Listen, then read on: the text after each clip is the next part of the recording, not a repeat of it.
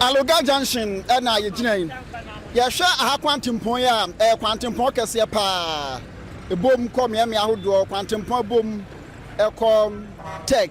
ɛkyerɛ nkran kwantempɔn no ebia enie asokwa nso mpɔtamu ɛna ahyɛn akɛseɛ nso ebom ɛkɔim na wohwɛ machi a traffic light a ɛwɔ ha yi a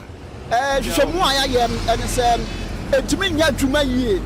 sɛ dɛ ɔsan kɛyɛ adwuma ne boa ɛtoto ahyɛn kɔbɛdie ɛhyehyɛyɛ eti wohwɛ mfimfini wa yɛwo sɛ yɛnnuanom MTT adwumafoɔ ɛna gyina mu dendenden ɛyɛ so ɔmo wɔ ha nanso ehwɛmu a ɛyɛ ne sɛ traffic light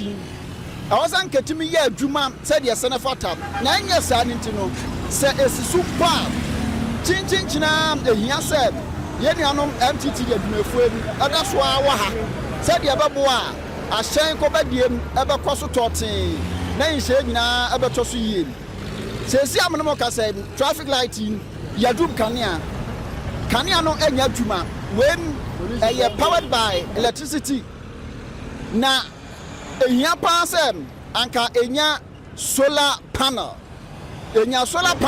ɛbɛboa ama na adwuma yɛ atumi akɔ so yie sɛ nsuo ɛtɔ a ehia sɛ MTT adwumafoɔ ɛkɔ so agyina ha efiri sɛ nsuo tɔ kanea nsa nso nsi so a ɛbɛma ɛhawo a ɛbɛba ha no ɛbɛyɛ kɛse paa ɛno nti Opemsuo TV Opemsuo radio yɛtwe mpanimfoɔ adwene asi so city authorities mpanimfoɔ sɛ wɔn nhwɛm na Kumase Anloga Junction kwantempɔn kɛseɛ traffic light no ɛnyɛ adwuma sɛdeɛ sɛ ne fata ebiew ɛnsɛ nyɛ solar panel